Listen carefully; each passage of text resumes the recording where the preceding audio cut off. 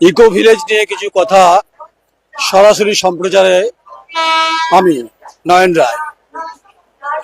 আপনারা আজ বর্ধমানে একটি প্রেস কনফারেন্স করেছেন, কিন্তু সেখানে আমার উপস্থিতি ছিল না। তো আমি এই মুহূর্তে রয়েছি বারাসাত জংশনে। পশ্চিমবঙ্গের যে নির্বাচনী যে কভারেজ তা আমাকে করতে হচ্ছে। ছিলাম নৈহাটি থেকে রানাঘাট থেকে বনগাঁ, এবং তারপরে ছেড়ে বারাসাতে এসে ঠেকেছি বা পৌঁছেছি। ট্রেন আসছে স্বাভাবিক। আপনারা যে প্রেস কনফারেন্স করেছেন তাতে আমার প্রেস কনফারেন্সের প্রতি অভিনন্দন রইল, কিন্তু যে সমস্ত কথাগুলো আপনারা বলেছেন আমি তার পর উত্তর দিতে পারি, আপনাদের দেবো। আপনারা বলেছেন যে দ্য কোয়েরি একতরফা সংবাদ করছে, কোনোভাবে আপনাদের কোনো মতামত নিচ্ছেন না। আমি আপনাদের বলি, ইকো ভিলেজ কর্তৃপক্ষকে, আমার কাছে যা পর্যাপ্ত কাগজপত্র আছে তাতে এখনই দরকার হবে না আপনাদের সঙ্গে কথা বলার। যখন দরকার হবে তখন আপনাদের সঙ্গে কথা বলবো। আপনারা মায়াবী চাঁদের কথা বলছিলেন, আজকে মায়াবী চাঁদের কথা বলবো না, কড়কড়ে রোদেই বলবো। আমি বারাসাতে রয়েছে এই মুহূর্তে, কারণ আমার মনে হয় যেখান থেকে দাঁড়িয়ে অন্তত আপনাদের সম্পর্কে কিছু কথা বলা যেতে পারে। যেহেতু আপনারা আমার কথা বলেছেন, সম্মানের সঙ্গে বলেছেন, আমিও সম্মানের সঙ্গে বলছি। প্রথমত আপনাদের বিরুদ্ধে আমি নই, প্রথমত আছে ব্যক্তিগত কোনো আক্রমণ বা টার্গেট আমি আপনাদের করিনি। আপনারা লম্বা 20 মিনিটের প্রেস কনফারেন্স আমি দেখেছি, সবটাই ঘিরেছিল আমাকে। এবং আপনাদের প্রেস কনফারেন্সে ছিল খেদিয়া গ্রাম পঞ্চায়েতের কাগজপত্র, আপনি বলছে বারবার করে, কিন্তু আমি আপনাদের প্রশ্ন করেছিলাম বিডিএর অনুমোদন আছে কিনা, সে উত্তরও পরিষ্কার ছিল না। আর যাকে পাশে বসেই ছিলেন নবীন নবীন শ্রীবাস্তবজি সম্ভবত, উনিও আমায় ফোন করেছিলেন, সেটা আমি আজ বলছি না। কিন্তু আমি বলছিলাম বিডিএর কাগজপত্র আপনার আছে কিনা সেটা আমি চেয়েছিলাম, আমার চাওয়া অধিকার আছে। আমার বক্তব্য ছিল বিডিওর কাছে আপনাদের কি কাগজপত্র সেটা আমি চাইছিলাম, সেটা আমার পরিষ্কার। আপনাদের কাছে সমস্ত কাগজপত্র চাইবো, এখন চাইছি না।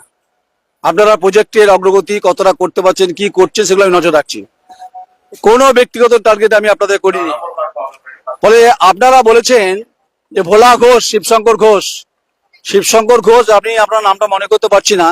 আপনি বলেছেন যে আপনার সঙ্গে কেউ আপনাদের প্রজেক্টের সঙ্গে সম্পর্ক নেই, কিন্তু সেদিন সদর পেয়ে ঘোষণা করেছিলেন এই শিবশঙ্কর ঘোষ, ভোলা ঘোষ আইএনটিটিসি জেলার, পূর্ব বর্ধমান জেলার সহসভাপতি, যিনি প্রজেক্টের অংশীদার।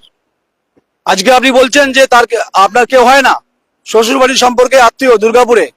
সেদিন কি তিনি ঘুমোচ্ছিলেন যখন আমাকে হুমকি দেওয়া হচ্ছিল? সেদিন তো আমাকে বলা হয়েছে যে মিঠু ব্যানার্জির নাম করে 10 মিনিটে বর্তমান শহর ঘিরে ফেলবে। কারণ আমি কি চোর ডাকাত দেখি যে ঘিরে ফেলবেন? এর উত্তর হবে, এখন যতই শাক দিয়ে মাছ ঢাকুন না কেন ভোলা ঘোষ সম্পর্কে, ভোলা ঘোষের কল রেকর্ড যা আমার কাছে আছে, পুলিশের কাছে আছে। আগুন নিয়ে আমি খেলিনি, আপনারাও খেলছেন না। আপনারা কাজ করতেছেন, করুন করুন করুন। আপনাদের প্রেস কনফারেন্সে আমি আমন্ত্রিত ছিলাম না, আমন্ত্রণ না হওয়াটাই খুব স্বাভাবিক।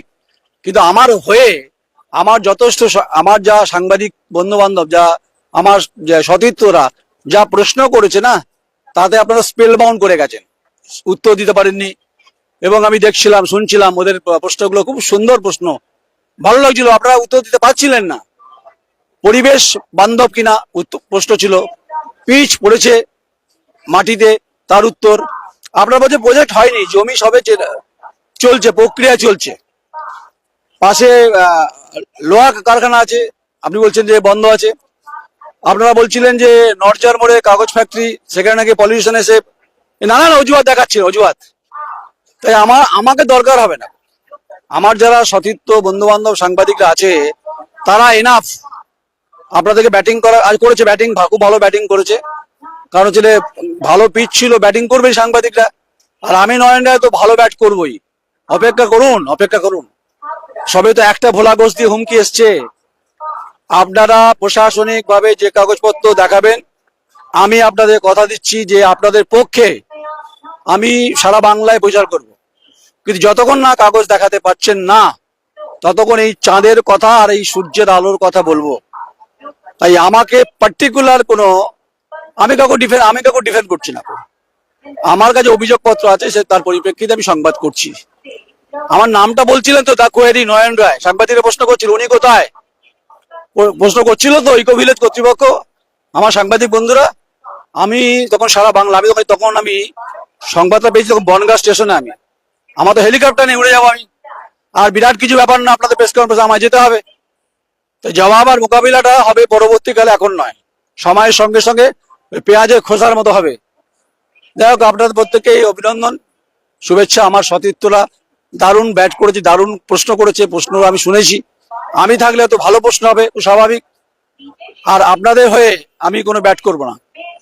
কাগজ দেখাবেন, আপনাদের প্রজেক্ট কস্ট কি আছে না আছে, কি ভায়াবিলিটি, এসব দেখাবেন। আমাকে দেখাবেন না, চমক ধমক দেখাবেন না আমাকে। আমি সারা বাংলায় খুব পরিচিত সাংবাদিক, আমি নয়ন রায়, এটা মাথায় রেখে চলবেন। একদম ভালোভাবে কথা বলবেন, ভালোভাবে উত্তর দেবো, যেই হোক না কেন। হুমকি দেবেন আমাকে, আমাকে প্রাণনাশের হুমকি দেবেন, আমি ছেড়ে দিয়ে কথা বলবো? বর্ধমান সদর থানায় কমপ্লেন করা আছে। আপনাদের বলছি, আমি বহুদূর এটা নিয়ে যাব। যদি আপনারা যাবেন, আমিও যাব। আপাতত এখানেই থাক। আপনারা আপনাদের কাগজপত্র দেখাবেন। পঞ্চায়েতের কাগজ দেখাবেন না, চোতা দেখাবেন না, খেতে গ্রাম পঞ্চায়েত দেখাবেন না। অরিজিনাল কাগজপত্র নিচ্ছেন দেখাবেন। এখনো বলছে জমি নেননি, অভিযোগ আমার কাছে বহু আসছে। আপনাদের সম্পর্কে আসছে কিনা বলতে পারবো না, কিন্তু গ্রামের কিছু নেতার বিরুদ্ধে আসছে। এই অবধি থাক। ব্যাটিং দারুণ হয়েছে। জানি না পনির পকোড়া বা চিলি চিকেন ছিল কিনা, বা কফি ছিল কিনা। আমি তো চিলি চিকেন খাইও নি, পনির পকোড়া খাইও নি, আর কফিতে চুমুক দিও নি। আমি বনগাঁয় ছিলাম, এখন আমি বারাসাতে লাইভটা করছি। তাই আমারই বক্তব্য আপনাদের কর্ণ করে পৌঁছলে বুঝে যাবেন, সাবাসদার গেলে ইশারায় কাঁপিয়ে আস্তে আস্তে হবে।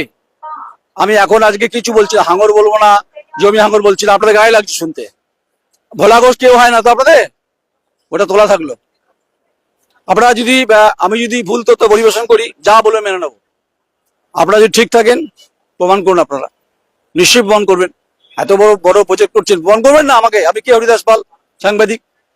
তাই আমার সতীর্থ যারা আছে তাদের ব্যাটিং আমি মুগ্ধ হয়েছি, কোনো চাপ নেই কোনো। আরো সময়ের সঙ্গে সঙ্গে হবে, দেখা হবে। আর যাবো না আপনাদের কাছে, আমি যখন কমপ্লিট কাগজপত্র নিয়ে আসবেন সেদিন যাবো। নমস্কার, আমি নয়ন রায়, অচিত সাংবাদিক, সন্দীপ শেঠ, বারাসাত।